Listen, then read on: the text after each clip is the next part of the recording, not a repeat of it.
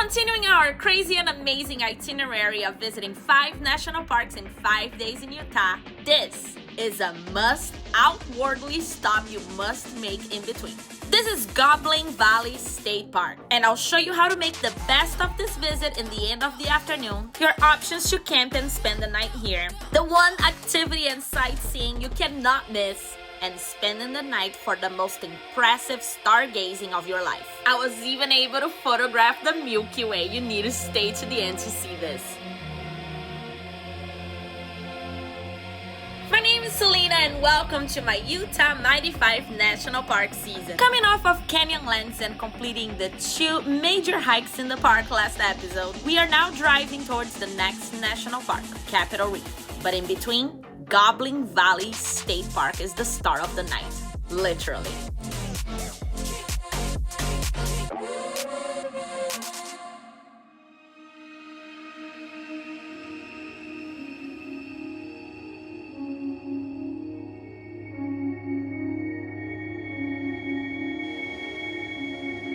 I gotta say, Utah is literally blowing my mind. After visiting 2 of the most amazing national parks, I gotta say this state park is a must stop. Today we're landing in one of the most unique places I've ever seen, Goblin Valley State Park. This area is covered by thousands of weird sandstone hoodoos, locally called goblins. The main Valley of the Goblins area, where I'm entering right now, is about 3 square miles of these formations, spread out for you to explore on foot and feel like a kid in an exploration field.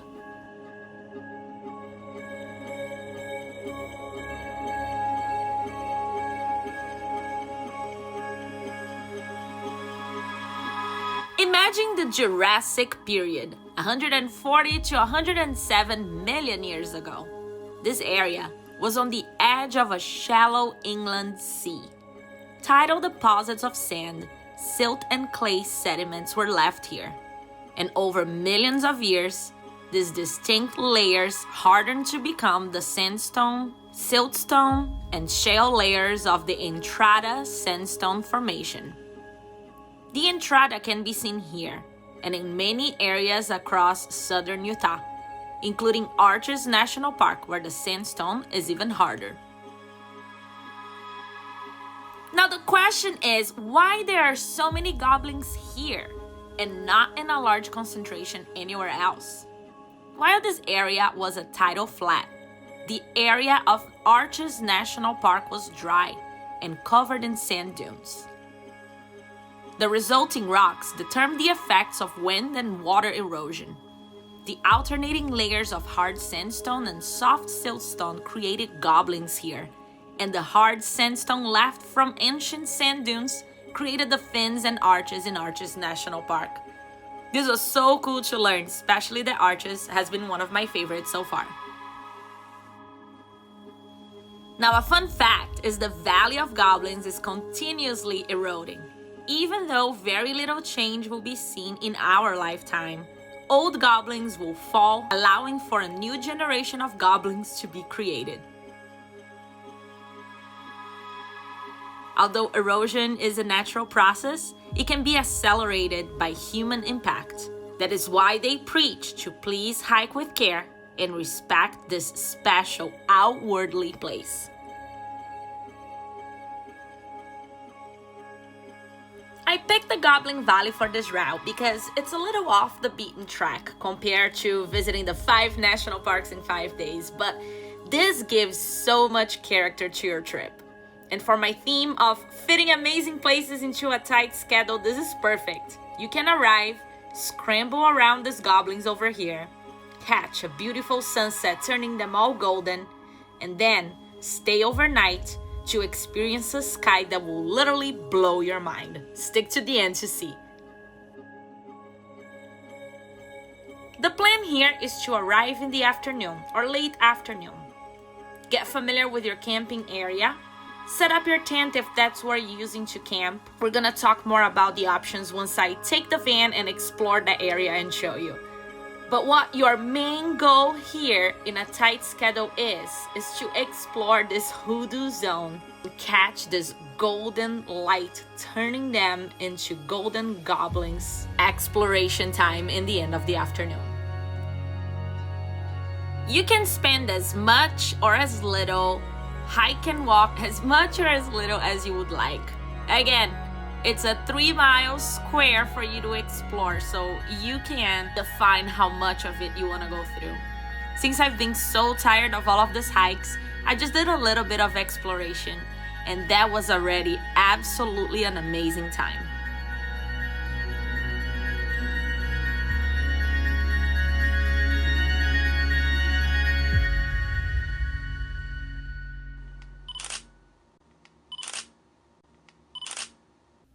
There are plenty of other hikes and activities to explore in this park, so if you do have the time, please do your research and find some of the caverns and other valleys that you can go and explore.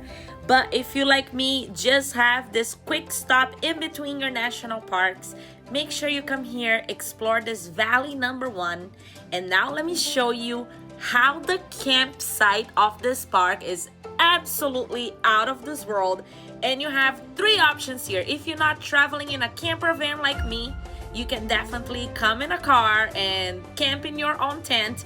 Or if you want to be more on the bougie side, I'm gonna show you the little tents they have for you to come and do one of those glamping experiences. Because I'll tell you, the key experience right here is the night sky and the stargazing experience you can have in this park. So stick to the end because I'm about to show you all of that. So this tent that you see here in my left is one of the 2 yurts they have available for you to rent. They are more of a comfortable stay and they're equipped with amenities like a grill, a heater, electricity, and futons. They also offer 10 walking tent pads for you to put your own tent up and 14 RV spaces in the main campground. They also offer a group site which can accommodate up to 40 people and 10 vehicles. It's pretty surreal for the experience you can have here. And after all the drive around to show you all, it's now time to check it out, our RV campsite.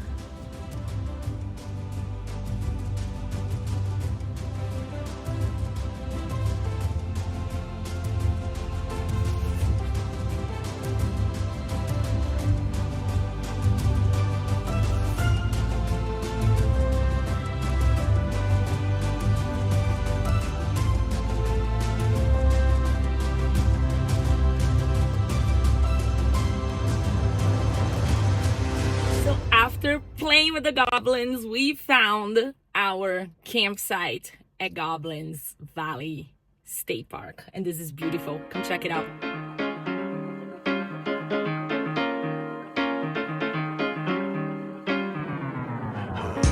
The tent campsites in this park are really well set up. They have already a leveled and marked pad for you to put your tent on. And they also have this picnic covered areas. Behind here, you can find some more intricate hiking areas, and there were some people hiking up there when I was sitting down and just enjoying the view.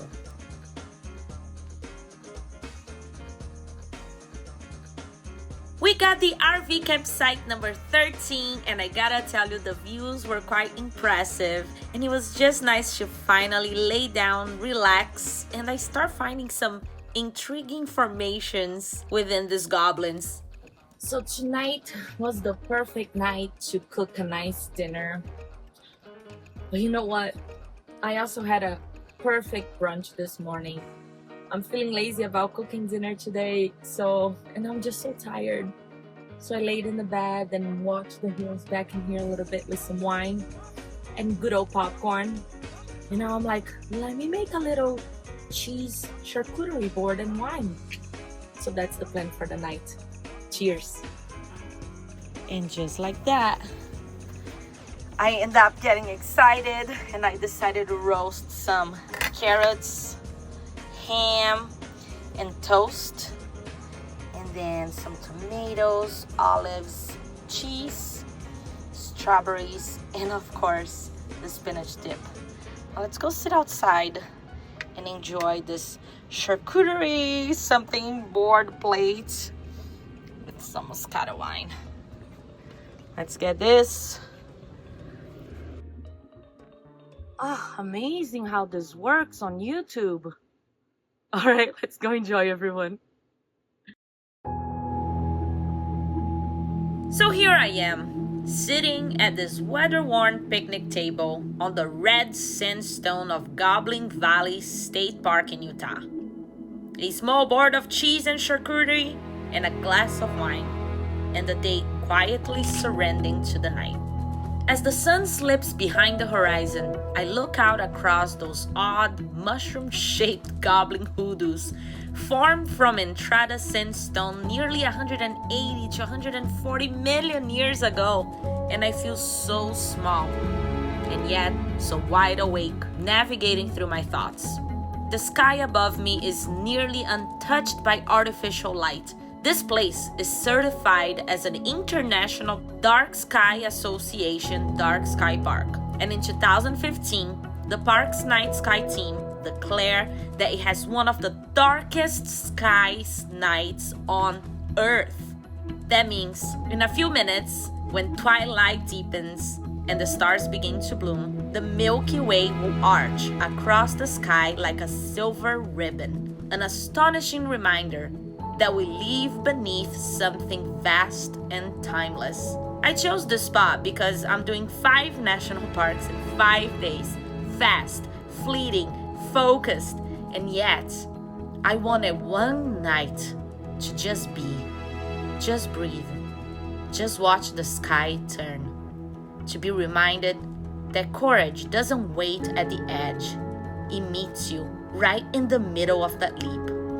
And now experiencing the most amazing stargazing I never expected to see. I mean, these are the pictures I got of the Milky Way. Can you believe that? And no, this is not the sunrise. This was the moon rising in the middle of the night while I was fast asleep in the tent above the camper van, while my 360 camera captured these amazing images outside.